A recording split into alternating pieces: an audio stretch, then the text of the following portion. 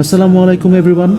আজ আমি আপনাদের সাথে শেয়ার করতে যাচ্ছি আমার একটি বিশেষ অভিজ্ঞতা, নবীজি সাল্লাল্লাহু আলাইহি ওয়াসাল্লামকে সালাম দেওয়ার এবং রওদা মোবারক ভ্রমণের। এটি ছিল আমার জীবনের অন্যতম সেরা স্মরণীয় একটি মুহূর্ত। নবীজিকে সালাম দেওয়ার জন্য মসজিদে নববীর ১ নম্বর গেট অর্থাৎ বাব আল সালাম গেট দিয়ে প্রবেশ করতে হবে। এই গেট দিয়ে প্রবেশ করলে সরাসরি রওদা মোবারকে পৌঁছানো যায়। আমি যখন সেখানে পৌঁছালাম তখন চারপাশের পরিবেশ আমাকে অত্যন্ত মুগ্ধ করে ফেলল। প্রবেশ করার পরেই আমরা দেখতে পেলাম একজন দায়িত্বরত কর্মকর্তা আমাদেরকে অন্যদিকে যাওয়ার জন্য অনুরোধ করছিল। দেখেই মনটা খারাপ হয়ে গেল, কারণ আমি বুঝতে পারছিলাম যে নবীজির রওজাটা আমি কাছ থেকে দেখতে পারবো না, আমাদেরকে দূর থেকেই দেখতে হবে। এই প্লেসটা কম্পারেটিভলি অন্যান্য সময়ের থেকে অনেক ফাঁকা, কারণ আমরা এসেছিলাম জোহরের নামাজের পরে। আসর, মাগরিব বা এশার পরে আসলে প্রচুর ভিড় থাকে। সেই ভিডিও আমি এই ভিডিওর লাস্টে আপনাদের সাথে শেয়ার করব।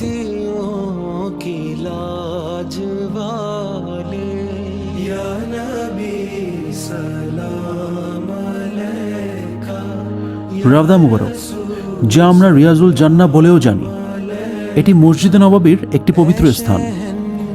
এটি নবীজি হযরত মুহাম্মদ সাল্লাল্লাহু আলাইহি ওয়াসাল্লামের কবর এবং তার মিম্বারের মধ্যে অবস্থিত। আমি যখন প্রথমবার এখানে আসি তখন আমার হৃদয়ে এক অদ্ভুত অনুভূতি হচ্ছিল।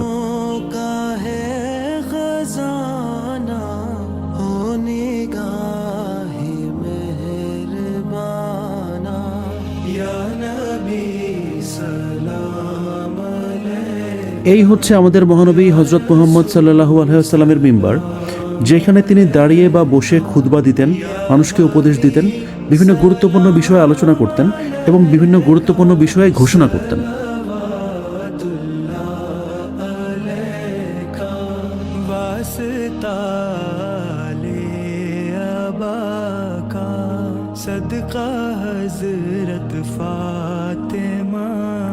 আমি যখন নবীজির রওজা মুবারকটা দেখলাম তখন আমার মনে হচ্ছিল আমি ওনার একদম কাছে চলে আসছি। আমি মনে মনে ওনাকে সালাম দিচ্ছিলাম, আর ওই অনুভূতিটা অসাধারণ ছিল। আমি যখন সালাম দিলাম তখন মনে হচ্ছিল যেন নবীজি সাল্লাল্লাহু আলাইহি ওয়াসাল্লাম আমার সালাম গ্রহণ করছেন। এটি ছিল একটি অদ্ভুত শান্তির মুহূর্ত, যেখানে আমি অনুভব করলাম যে আমি নবীজির নিকটবর্তী। আমি কিছু দোয়া করলাম এবং সেই মুহূর্তটি আমার জীবনের অন্যতম গুরুত্বপূর্ণ মুহূর্ত হয়ে রইল।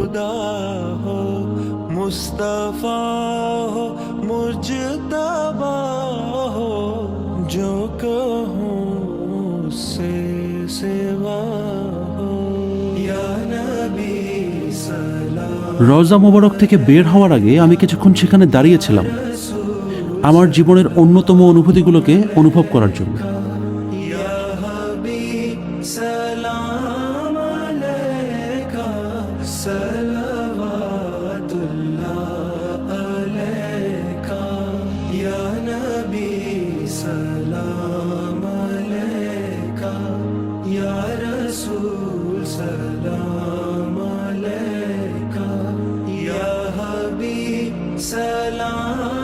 এতক্ষণ আপনাদের সাথে শেয়ার করলাম জোহরের নামাজের পরে যখন আমরা সালাম পেশ করতে গিয়েছিলাম তখনকার এক্সপিরিয়েন্স, আর এখন শেয়ার করতে যাচ্ছি মাগরিবের নামাজের পরে যখন আমরা সালাম পেশ করতে গিয়েছিলাম তখনকার এক্সপিরিয়েন্স।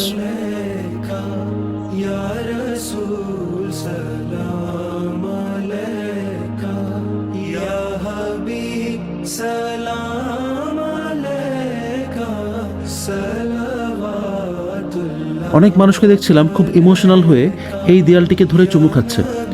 এই ধরনের দেয়াল বা লোহা এগুলো ধরে চুমু খাওয়া কতটুকু আসলে জায়েজ এই সম্পর্কে একটু আমাদের জেনে নেওয়া উচিত।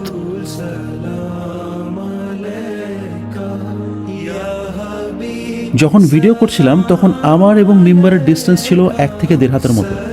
শুধুমাত্র সাদা ব্যারিকেডটাই আমাদের মধ্যে ডিস্টেন্স ক্রিয়েট করেছিল, আর এই ব্যারিকেডটা দেওয়া হয়েছে যারা সালাম পেশ করতে আসে তারা যেন সহজেই রিয়াজুল জান্নায় প্রবেশ করতে না পারে।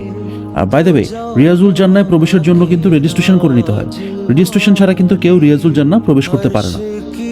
আর এই মুহূর্তে আমরা খুব কাছ থেকেই দেখব আমাদের নবীজির রওজা মুবারক।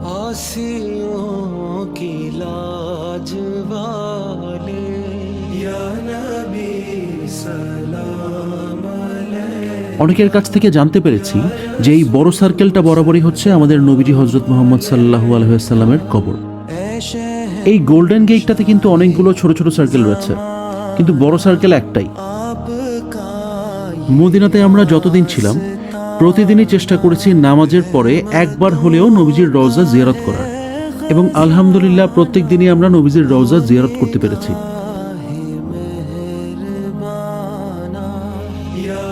ভিডিওটি ভালো লেগে থাকলে লাইক, কমেন্ট এবং শেয়ার করতে পারেন। আর এই ধরনের ভিডিও আরও দেখতে চাইলে চ্যানেলটি সাবস্ক্রাইব করতে পারেন। আজকে এ পর্যন্তই, দেখা হবে পরের ভিডিওতে।